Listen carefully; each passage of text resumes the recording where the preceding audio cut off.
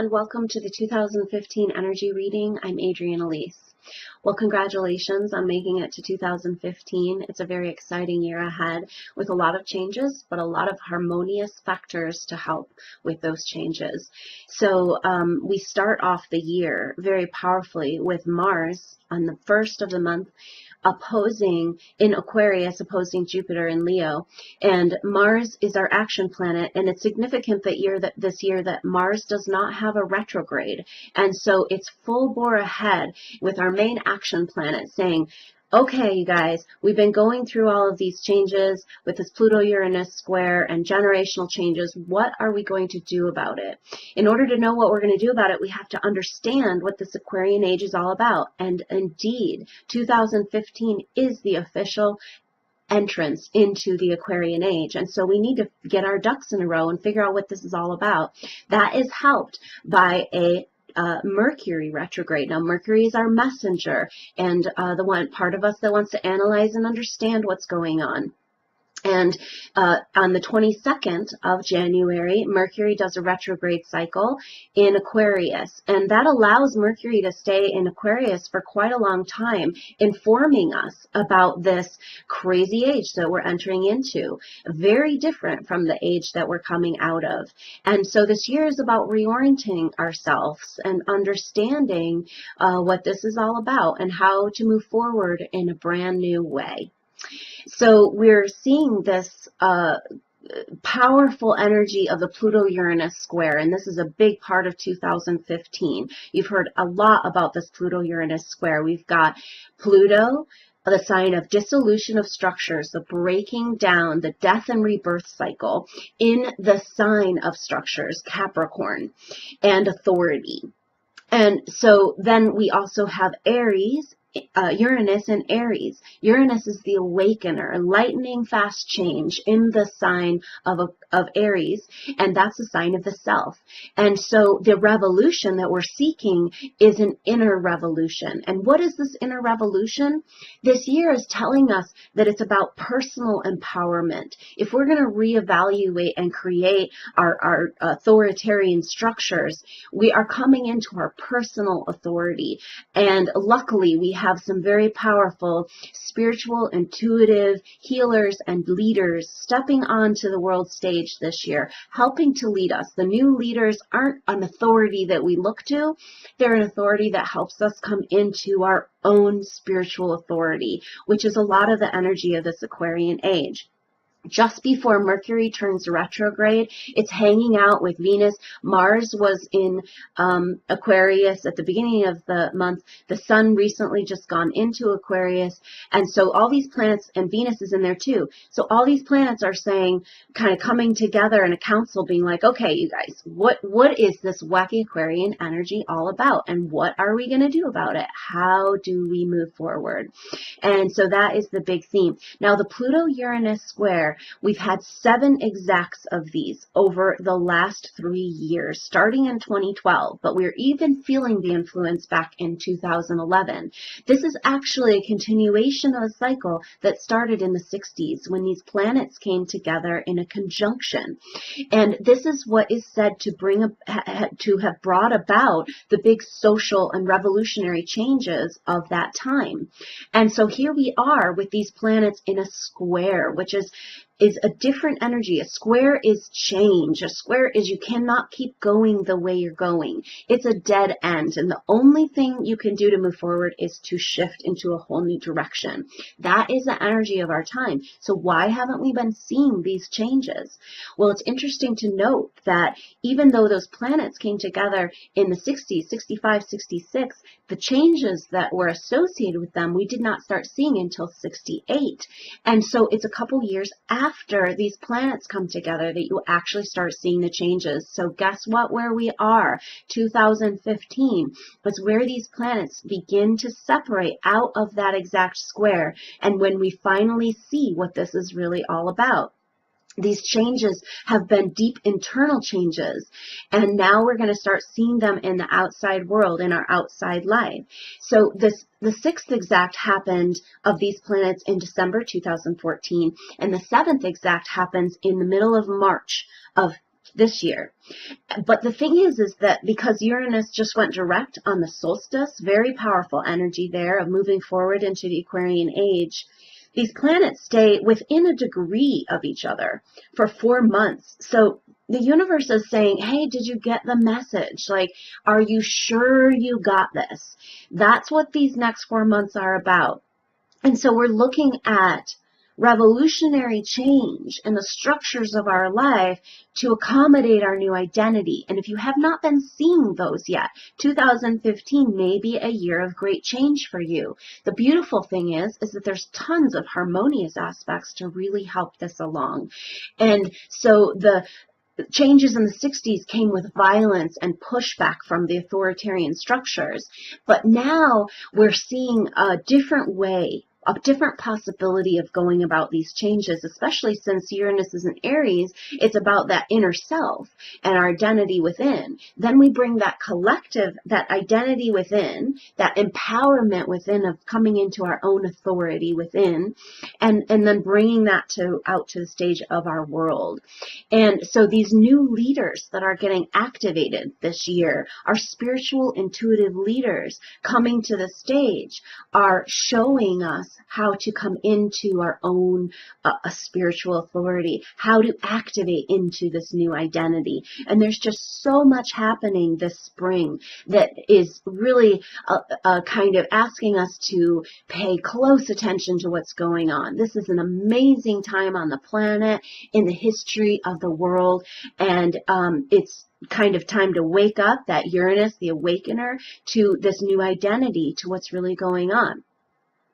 So if we look at the full moon in January, it tells us a lot about the energy of this year. The full moon happens in Cancer, and that forms a T-square with these planets that are staying in such a close conjunction, or square, for this whole 4-month period of time. And so the full moon in Cancer, also a cardinal sign. These planets are in cardinal signs. Cardinals are the starters, the beginners, the instigators. It's time to begin a new world. We cannot keep going the way we're going. And we know that. We've seen glimpses of where we're headed if we don't want to make these changes. And so it's kind of come to a point where we just really don't have a choice. And these changes are happening. But can it be harmonious? And so that full moon is very powerful in Cancer, because Cancer is our home and our security. And so it's asking us, how do we feel secure on this planet when we're going through all these changes? How do we make these changes in a harmonious way that's good for the whole? That's a lot of the energy of the Aquarian age, has to do with this energy of the very strong individuality, but also this awareness of the collective and what's best, standing up for social justice and what's best for everyone, but coming from a place of that unique individuality, the strength, the quirkiness, the weirdness within all of us is getting activated. And a lot of that is the energy of 2015, just feeling more secure, more loving ourselves enough to be who we really are in the world. Whereas in the Piscean age, that often meant condemnation or being thrown in the dungeon or worse. And so now our survival is dependent upon us coming into our new individual empowered identity. And so the thing that's happening right around the time is that full moon is that Sagittarius just recently moved in, or Saturn just recently moved into Sagittarius, and it was in Scorpio for the last couple of years, really making us go in and to delve up, to find that inner shadow, clean up the murk, and be able to figure out how to face our past to be able to move forward. Now we're getting some instigation, some action. Saturn moving in. Saturn's a taskmaster. It wants to do work. It wants to get some stuff done. And in Scorpio, it was kind of stuck in the mud. So in Sagittarius, it's about, looking instead of down into the inner depths of ourselves and our shadow and our subconscious, up into the stars. And what do the stars want to tell us? How do we want to work towards our new spiritual reality? Now, the interesting thing is that Saturn, at the very beginning of Sagittarius, during this full moon, is hanging out right there with the planetary asteroid Vesta, which says a lot about what this year is about. Vesta is our deeper inner fire, our creative activation. What is our purpose? What do we really love? What do we really care about? This is how we save our world. And so right there, the taskmaster in this expansive sign of Sagittarius, right there with Vesta, the inner fire getting activated, it is a creative activation. It is a goddess activation. It's the divine feminine within all of us that can move into a creative activation, coming into alignment. So that revolution of the identity that's happening with that Uranus and Aries is about what really makes us tick. What do we really care about? What do we live for? Why are we on the planet? It's urging us to come into our soul purpose. And it's actually helpful to look back at all of the intense work we've been doing and seeing the reason why, and understanding why we've been called to make all these changes, so that we can remake our world, remake our life to accommodate better our deeper inner fire. And that is the work that's coming for us in this year. Now, Saturn will go back into Scorpio for a few months this year, and then by the end of the year be back in Sagittarius, completing that cycle. The end of this year completes a whole bunch of cycles and shows us that we are going to be, again, ready to move into a whole new stage. But we might look very different. Our life might look very different. Our world might look very different. Our identity might look very different by the end of 2015, especially if we can take advantage these powerful energies of change with harmony, harmonious change, and supportive change. And so the other thing that's happening on that full moon that really speaks to the whole energy of 2015 is this other asteroid planet goddess, Pallas Athene. And Pallas Athene is hanging out across from the moon. So when the moon is full, the sun is on the other side of the zodiac. And so the sun is in Capricorn, right there with Pluto, just a couple degrees away from Pallas Athene. And Pallas Athene is a warrior goddess. And it's basically talking about the empowerment of the divine feminine. We've talked about the return of the divine feminine. And then we have this creative activation that's happening. But the feminine returning to the earth in the way that we need her is as a warrior goddess. And the beautiful thing about Pallas Athene is that she's not just a warrior that can act on her own devices and follow her own will, which is very important energy for this year and the age of Aquarius, but she's also one who has the art of diplomacy. She has an ability to harmonize opposing forces, which is a huge energy of 2015 as well.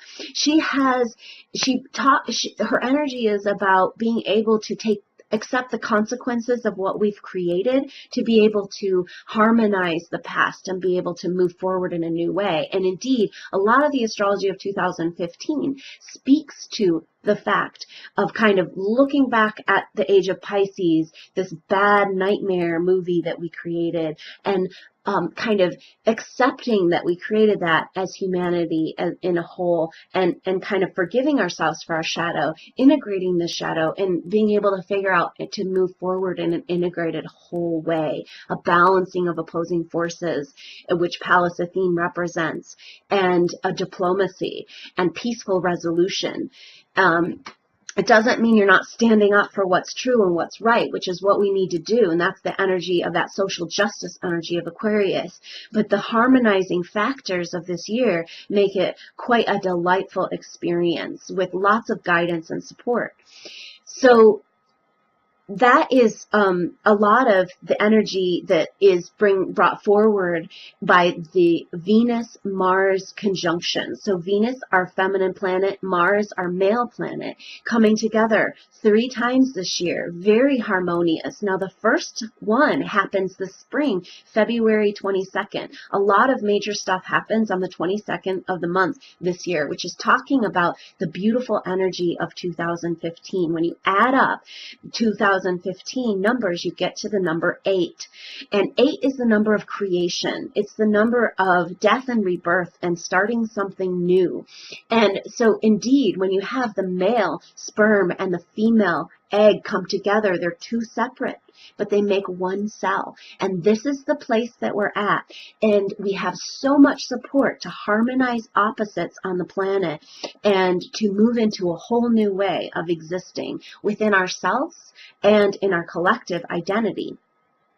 So on the 22nd, 2/22, these planets come into a conjunction, and then they come into a conjunction again on September 1st and November 1st. So lots of 1s and 2s this year, as the 1 and the 1 come together, make 2, and make the 1. So it's an integration of opposites and just powerful, harmonious energy. So the spring is super activating in this energy. And so we have a lot happening this spring. Now, one of the other very harmonizing factors that activates this spring is a trine, a triangle energy with Uranus and Jupiter. Now, Jupiter is in a very nice placement in Leo for the first half of the year, really bringing us into an expression of our new spiritual truths, our new world. What does it look like? What are we really doing here?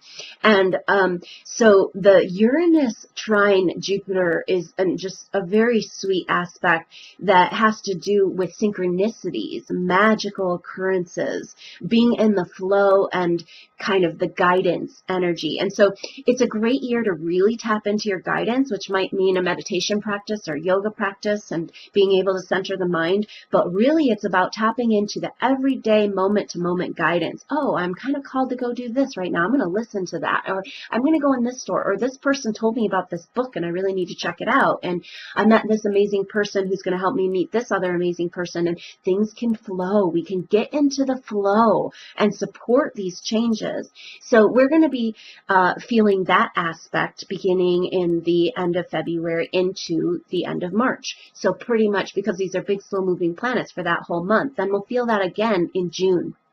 And so it's really about getting into that flow, getting into the energy of empowerment, your personal empowerment. Now, the other powerful aspect that's happening that has to do with this is this yod. And a yod is an interesting angle, a very rare angle that happens between planets, and two planets that are 60 degrees apart from each other, and then opposing another one that's just in between on the other side of the zodiac. So these planets are Pluto in Capricorn and Chiron in Pisces, the asteroid Chiron, the wounded healer, and that's directly across from Jupiter in Leo.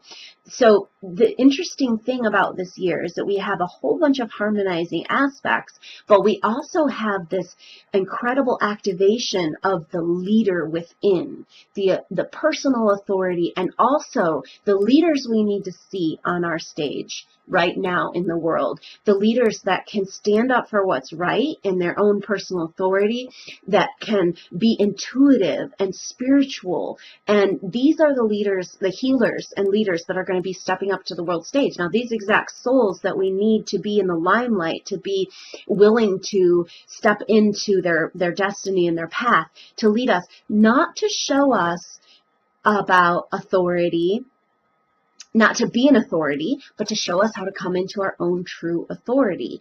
And so these ones are exactly the leaders and healers that were very persecuted in the age of Pisces, these souls. And so it's really important that we collectively and individually heal these wounds of the past. And Chiron is key to that. Chiron is the wounded healer. But 2015, Chiron's getting a new identity. Chiron in our chart represents our woundedness, which is also the placement of our gifts, our greatest gifts.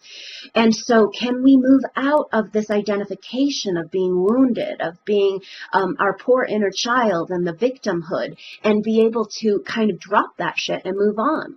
But Chiron in Pisces is really speaking about the pain of the last age and helping us to redefine and reevaluate. Now, the interesting thing is Pluto is that sign of dissolution, breakdown in the sign of our structures in Capricorn. So Capricorn and Pisces sandwich Aquarius. So these planets in this very powerful yod, the finger of God, pointing to this leadership and this authority, are sandwiching Aquarius, helping us to understand about the Aquarian age and what that means, and opposing Jupiter and Leo. But not necessarily exactly opposing. They're coming into that interesting angle.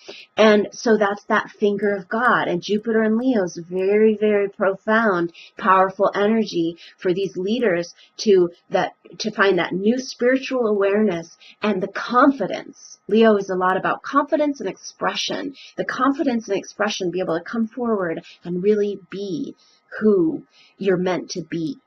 And so that we're going to be feeling this spring as well, just on the heels of this other intense aspect that's more of a square, more of a tension energy. And this is between Saturn and Neptune. So again, the same themes coming forward. Saturn in Sagittarius, as we look up, we begin the work of understanding our place in the greater cosmos and working towards the karmic work of that. And then squaring with Neptune, still in Pisces, at home in Pisces, a very powerful energy of the collective consciousness. So the revolution of our identity is moving now into the collective consciousness. It is time to release that bad movie and that bad nightmare. And so Saturn squaring up with Neptune is asking us to take the good parts of the Piscean age, which is that awareness of the collective, and move it into the Aquarius, a new era where we can change the collective so that we can save our world and heal our planet and create new Earth. And so a lot of harmonious aspects, as well as this desire to change. Now, the interesting thing is, the other thing that happens this spring, or in late February, on the 19th, we move into the Chinese zodiac year of the sheep. Now, the year of the sheep is really interesting, and it's kind of like, oh gosh, we're just finally starting to get somewhere, starting to see some changes in our world, and now we have the year of the sheep, and so we're just going to stay asleep and stay sheeple and stay in this crazy reality that we've created. And it's interesting because there's a rise in abortions in China on the year of the sheep. It's the least desired sign to have a child under. They're seen as weak-willed. They're seen as followers and not leaders. And so this is kind of questioning for us. Coming out of this year of the horse, a lot of power, a lot of urging towards change. And now we're moving into this energy. But the year of the sheep is also said to be very harmonious. It's about peace and harmony. And so generationally, it ends up being a year where the conflicts that have been brewing kind of dissolve. And so is that going to work for us or against us? And that's what we have to decide this year. But with all of this energy of the powerful Pluto-Uranus square, we have 2 total eclipses this spring, and that Mercury retrograde in Aquarius, the powerful yod calling us into our leadership, our personal authority. All of that is pointing towards being able to use this collective energy of the sheep, the herd of the sheep, to create a massive momentum. And that's how the Aquarian revolution happens. The Uranus, the ruler of Aquarius, was discovered around the time of electricity.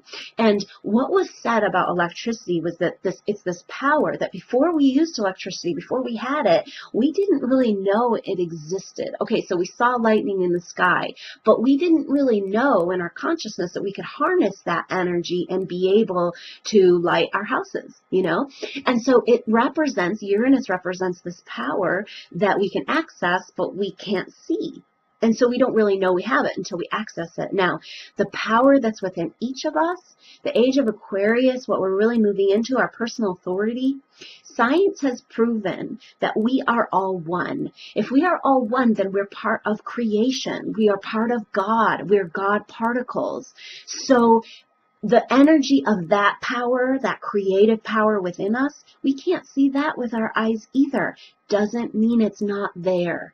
So this year, this age, what we're moving into is about that power.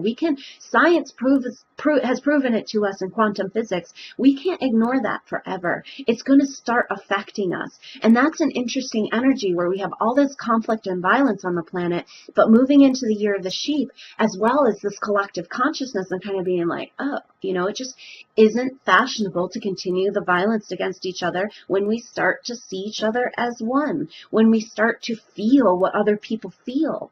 We don't want to keep hurting ourselves. That's this Chiron re-evaluation, reimagination of the wounded healer. Let's stop inflicting ourselves massive pain. Let's move into something new and different. And so the Aquarian energy has a lot to do with technology, and that's exactly how we can create this movement, is that each of us individually coming into this energy of recognizing our own personal authority, coming across that information on the internet, that powerful video, that kind of thing that's going viral, that event in the world that all of a sudden everybody knows about, causing individual shifts.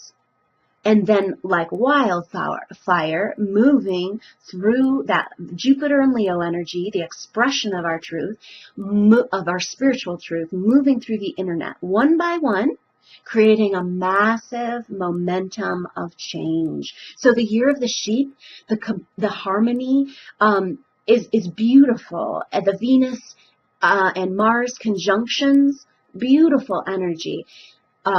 Uranus trine Jupiter, sweet energy, that those violent changes, the revolution that tried to happen in the 60s that was so powerfully thwarted by authoritarian energies, it's a different thing. It's learning to move forward, harmonizing the opposites within.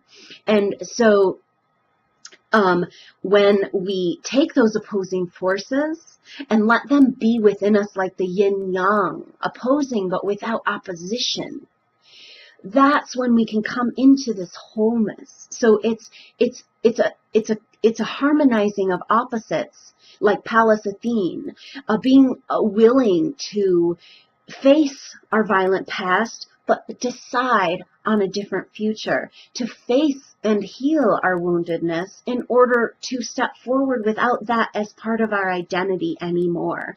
That when we're creators, we're accessing this creative God power, then we are able to create that new world. And that comes back to that individual activation in the creative sphere. So the battle of the sexes is over. It's a great year for not just gender equality, gender neutrality. It's kind of like whatever you want to do. If you want to love, great. Whoever you want to love.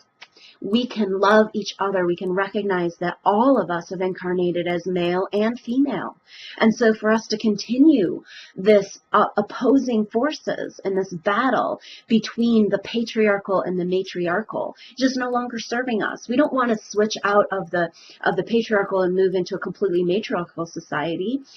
That's not serving us either. What we need is the divine feminine as that empowered goddess that can stand up for the truth and come out of victim and be true to who she really is and be willing to take these steps in diplomacy. And then the male, the divine masculine, helping us to define the divine masculine that's willing to be real, to face his shadow, to talk about his emotions. And so this is a big party. This is a lot of joy. And we have to understand that this is the truth of the Aquarian age. Uranus in Aries, the sign of the child, is saying the revolution is us to heal that inner child, to become joyful again, to recognize it's our God-given right. We are creation energy. When we feel good, when we give ourselves the right, when we make it the most important thing for us to feel good in ourselves, to love ourselves, to feel worthy, to feel lovable, and to find that within ourselves, that's what's really going to move us forward. That gives us permission for that creative creative activation to do what we're really here to do, to let go of the structures in our life that are not serving the truth of who we really are, and be able to create a new world. So when we feel good, when we can feel love in ourselves, when we can let ourselves be the joyful children of God that we are, that's when we can receive the activations of our sun. We're having massive activations and solar flares as the sun speaks to us. It wants to activate our latent DNA strands. And the way our cells can receive that information is when we can allow ourselves to be in joy. Now, to be in joy when we have a whole bunch of deep shadow stuff that we've been hiding and pushing down and pretending it isn't there, we're going to just keep creating that shadow, keep creating violence in our lives, keep creating victimhood, keep creating wounds. But when we can face that, use that Saturn in Scorpio as we regress into it to complete all of those issues this year, we can really be able to start receiving this activation of these new codes, of a new way of being. And so that means making a commitment to be who you really are, love who you really are, feel joy in your being, and create something entirely new. And this is being incredibly helped along in a harmonious way. This powerful spring activation. We've got the Mercury retrograde. We've got that Saturn square Neptune. We've got the seventh and last exact of the Pluto-Uranus square, those planets beginning to separate and beginning to actually show what this is really all about.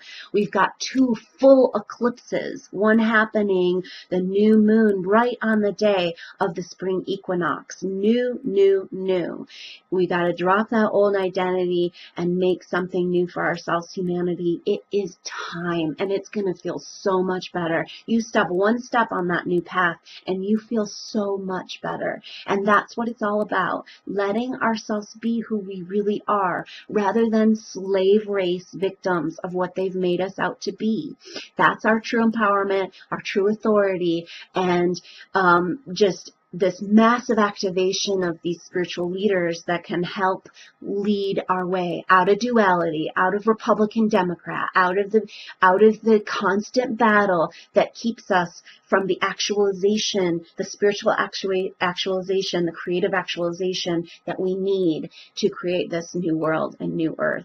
So blessings on your journey. I hope you have a wonderfully activating and harmonious and creative and joyful 2015. And I will see you for continued updates throughout the year. I hope you have a wonderful and glorious journey. Blessings. Namaste.